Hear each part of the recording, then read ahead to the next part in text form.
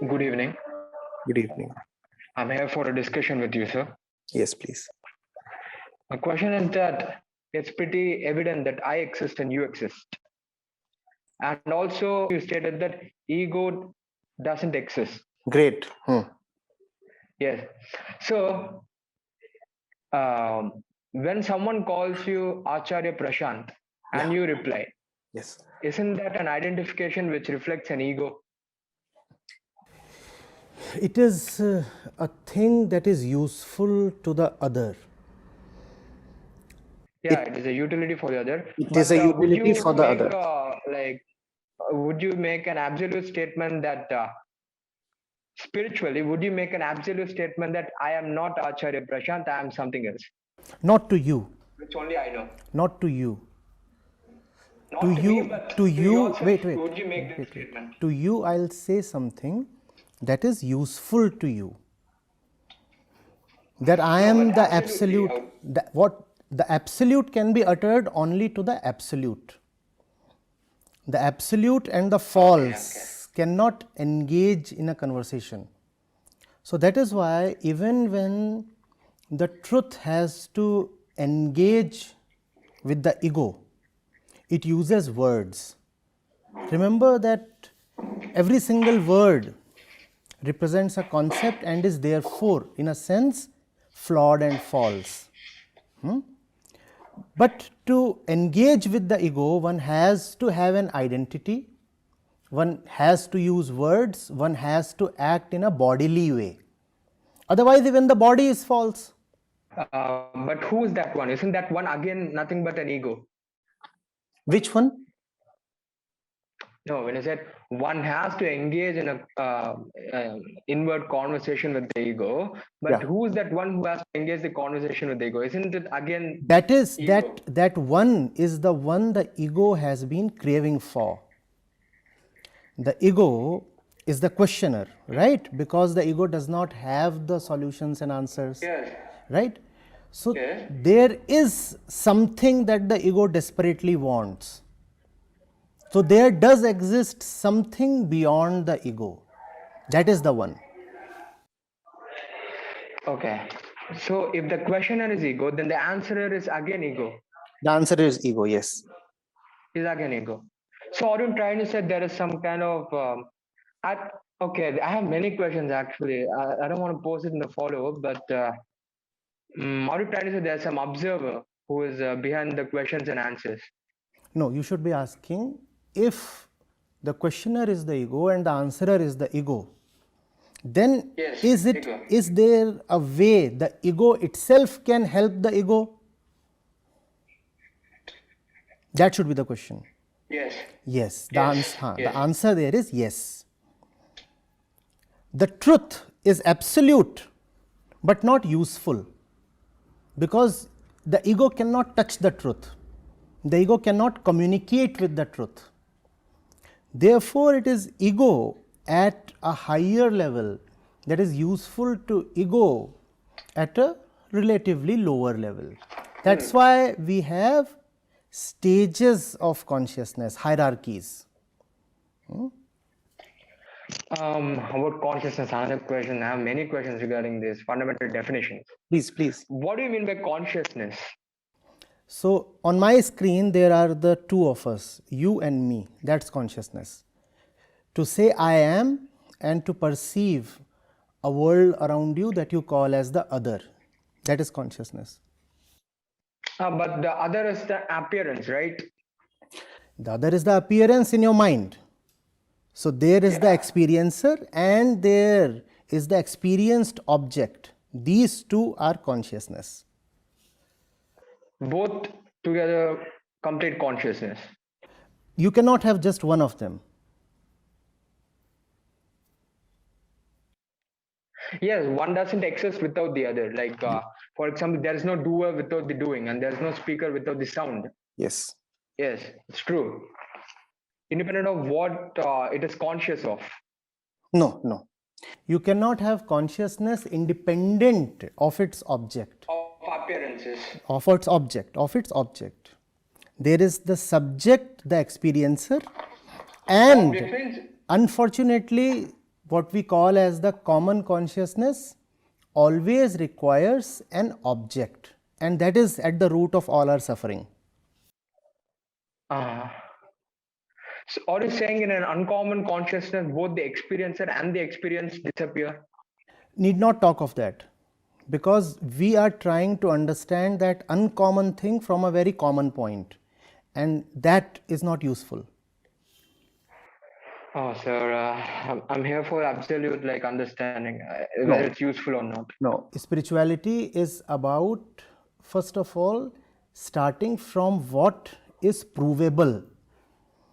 Right now, the absolute is just fiction to you. Spirituality is not about gossiping about fiction. I don't know if the absolute is fiction, but the word absolute is definitely fiction to me. Yes, and let it remain fiction. What we must care about is our immediate life, because that's the reason the speaker and the listener are corresponding. If everything is all right in our immediate life, then there is no need for this discussion. This discussion happens because we perceive something amiss, because there is an inner hollow. So that's what we must talk about. Spirituality proceeds on very, very real grounds. It does not dabble in imagination. It does not talk about this or that God or heavens or imagined universes. It talks about how you are living right now. Therefore, its aim is amelioration of immediate suffering, not discussion of imagined entities or fiction or whatever. Scriptures do state that self is in inaction. Right. So, how would you convince this to a commoner that despite him listening to you, you have to convince him that his true self is not the listener? It's very easy. You see, right now, let's say 10 of you are listening to me, let's say, right? Yeah. What I'm saying is probably one thing. I'm not uttering 10 different statements. But the 10 who are listening to me, if they are asked to write down what I have just said, and then exchange notes with each other, you will find a great deal of variance in the notes. In fact, you might find that some points in the notes contradict each other. Now, obviously, had the listener been one, there could have been no variance. Therefore, the listener cannot be called to be the truth. The listener has a great deal of subjectivity, and that subjectivity is what brings about haziness and falseness.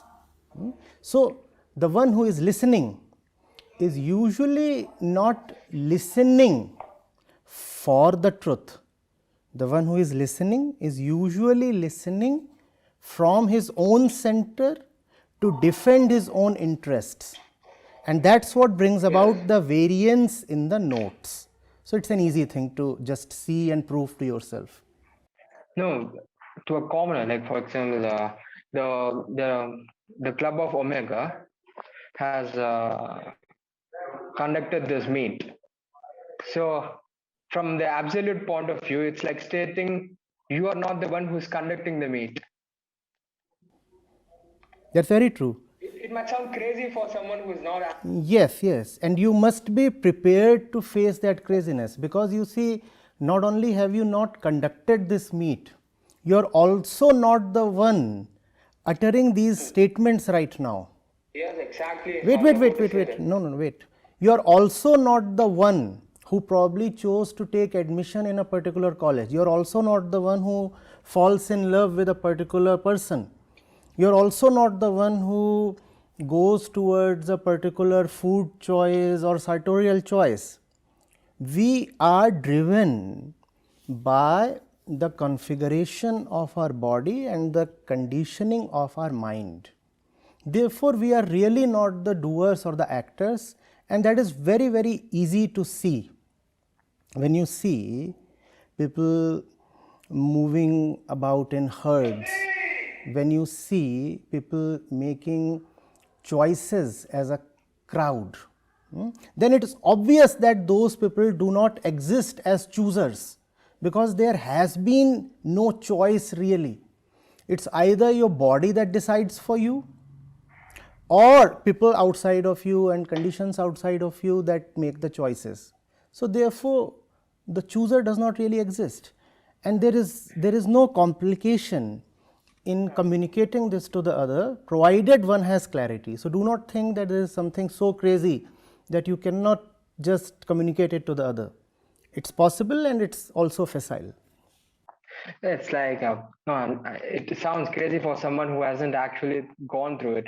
For example, it's like you just go for a 10-kilometer jog and you come back and you have to accept the fact that you're not the one who jogged 10 kilometers. Yeah, you can have, for example, a Google car, and it has done 10 kilometers. Has it done anything on its own? A Google car, forget any car, your car, its dashboard, it's telling you it's done 2 lakh kilometers. Has it done anything on its own? And it's possible that the driver of the car is just another car. Yes, that was good. That was a very good analogy. Yeah. So what you're trying to say, the concepts of effort, choices are just illusions. Effort. You know, if you can see that, it will take you very, very far, or very, very close to yourself. Yes, true. What we call as effort is basically the sensations and the little thought, that very highly identified thought, which we call as effort. Don't even need to say that much. Just say what we call as effort is just like the heating up of the car engine. Much fuel has been burnt, a lot of energy has been dissipated, a lot of distance has been covered, but nothing really has been done, because there is no chooser there. Right. I think there's a very important statement which people should understand, because they live with the notion that they can actually do something when they're when that very form or the appearance of doing it comes out of nowhere. There is no particular explanation. But at the same time, kindly don't rush to conclude that choice is not possible at all, or that free will cannot exist at all. Potentially it can, actually it does not. And that's the travesty of human life. Our potentiality remains uncovered. A car has no choice. The car is never really going to make a choice. Even potentially it has no choice. But as human beings, it is possible for us to go beyond our configuration and conditioning and make great choices, make free choices. Unfortunately, we do not do that. Again, choices only, they encourage the individuality, right? The choices and the efforts, all these. Most of what we call as free choices are just conditioning in another garb. Okay. I have one more question, which is like the philosophy which you support, called Advaita Vedanta. It treats self as an entity. Which self, the false or the real one? The real. No, it does not. So does it? Okay, maybe I'm not very well informed. Yeah, you are not. I had a doubt. If it is an entity, then an entity should be made of smaller entity. No. The true self or the absolute is not even something you can think of. That's why I said absolute to the ego is just fiction. It is not an entity. It is not material. It is beyond mind, beyond intellect, beyond comprehension. The eyes do not reach it. The mind cannot think of it. The tongue cannot talk of it. So it's not an entity of it all. It's formless. I'm saying it does not exist at all in the way we use the word existence. Okay. Well, existence, we define it in general, it's defined by the forms, right? We say this exists. It has a form, it has a smell, it has a form, it has smell, It is something that can be ideated. It is available to mentation and conceptualization. Even when it did not exist, it firstly existed as an idea. The truth, the self, cannot exist even as an idea, let alone a material form. Yes, but I asked a question in the middle, which is, are you trying to say that the truth is formless? No, what I'm saying is the truth is nothing that you can think of. If you say truth is formless, again you have violated the truth.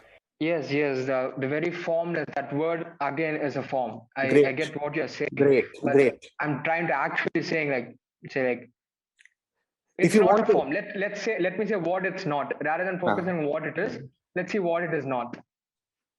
So it is not a That's form. the way of Advait Thank you. Vedant. That's Yeah, the way thank of you. Advait Vedant, the way of negativa, Yeah. the way of negation, neti neti. Just say what it is not, so that you stay clear of What is not. falseness. I had a lot of troubles. I was getting caught up with words. The moment I try to define it, the very definition becomes the object of interest. It goes, and it was a continuous loop. It went on and on and on. Stay And with the then negation. I just came to know.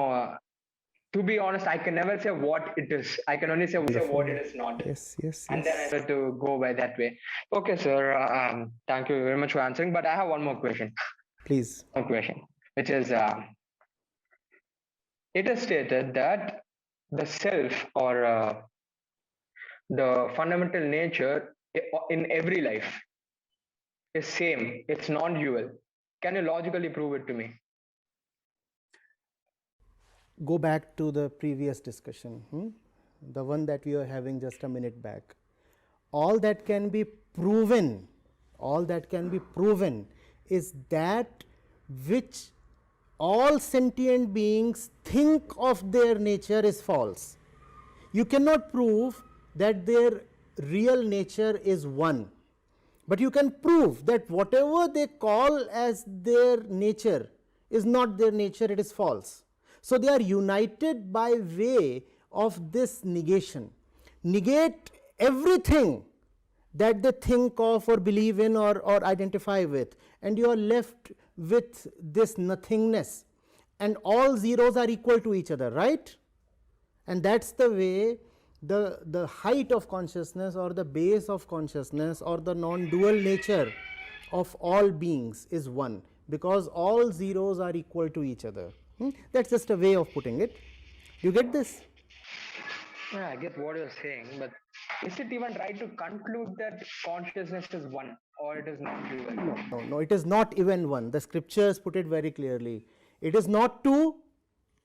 You begin you begin with actually 2 million, and they say all diversity is false. So not 2 million, then not 2, and then not even 1. Not even 1. Okay, so you're saying only it is. Don't say that. Don't say that. Okay, I'll say what it is not. So it is not two, it is not one. I'll leave it like that. Yeah, stop there. And Okay. when you stop there, the ego stops. And that's the goal of all spirituality. Okay, the discussion with you actually borrowed a lot of ideas in my head. I can't believe I came up with the negation. It's like sometimes you get the way, but suddenly you forget about the negation. And then you go back to the old ways searching what is it.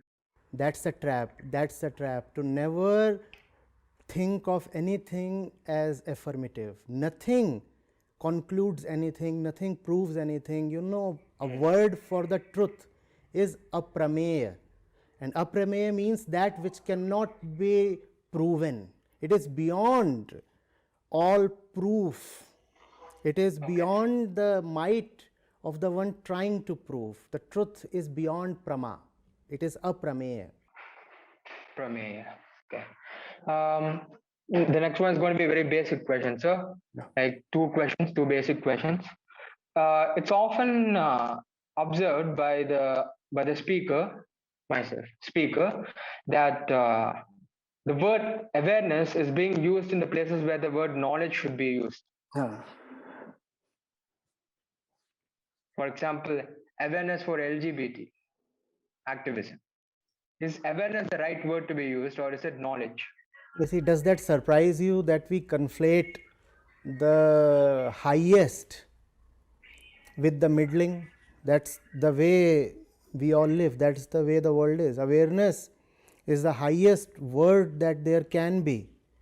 But just as in our lives we have no respect for the highest, even our language has no respect for the highest. Yes, sir. Actually. And then very often people are being taught how to concentrate in all the meditation camps, Hmm. in the promise that they will attain something called highest. But why, if we actually concentrate and get something, is it even, isn't it more of an accumulation? So my question is, could you differentiate between these three key terms called awareness, attention, and concentration? Awareness and You attention might not be both able have, to define awareness since you said it's the highest. At least define what concentration or attention is. Yeah, I'm doing that. in both concentration and attention there is an object. Okay? In concentration, the concentrator, the subject, is looking at that object with an intention towards self-preservation. For example, a cobra appears in front of you, you will concentrate on it. The intention is not to understand the cobra, but to save your own life, self-preservation. When the exam dates approach, you concentrate on your textbooks. The intention is not really to understand what is going on, but to somehow survive the examination. That's concentration, in which the intention of the subject is self-preservation. Right? You're looking at something and you want to remain who you are. In fact, you are looking at that thing in a very focused way just to secure your own existence. That is concentration. It's again of the ego. Obviously, where there are two, there is the ego. So that goes without saying. Right? Now come to attention. In attention, again, there are two. But the intention changes. Now the attentive one is saying, my existence or continuity or preservation do not matter. I am looking at that object to understand that object. I am attending to that object. I am a servant to that object. The object comes first, I come later. The object comes first, I come later. Here again, obviously, the whole process, the phenomena is dualistic because there are two. But the intention has changed. You know the word attend. Attend means to serve. I am a servant of the object I am looking at, and that is attention. And if the process of attention goes deep enough, then obviously you keep the object so much ahead of yourself, you keep it so much more important than yourself, that your own size diminishes greatly. It diminishes so much that figuratively it is said that you disappear. And that disappearance is awareness. In attention, you attend to the object you are looking at. You are experiencing, perceiving, whatever, focusing on, whatever. It is in your sensory field or mental field, whatever. And that object you have evaluated to be so very important that you forget all about your own security and you let that object reign supreme. When that object becomes so much important to you, it becomes so big to you, then your own size diminishes. And your own size can diminish so much that it can be metaphorically said to have reduced to near zero. And that disappearance of the self, the perceiver, the subject is called awareness. I'm saying, am I audible now? Yes, you're audible now. Sir, as you explained about awareness, so can we understand this awareness with the help of any example? No example is possible. You can have examples of things and objects. You cannot have an example of disappearance. You are asking me, can there be an example of nothing? Awareness means you are gone. I'm saying a player totally indulge into playing. Can it be said that he is in that state? He can be very attentive, but he cannot move into awareness. Reason is simple. In attention, the one you are attending has to be so extremely dominating, so very beautiful, so worthy of adulation, that you give your consent to your reduction or disappearance or annihilation. You do not want to die for trivia, do you? You would want to lay down your life for only something colossal. Now, a player is not involved in anything colossal. Therefore, he can have attention but not awareness.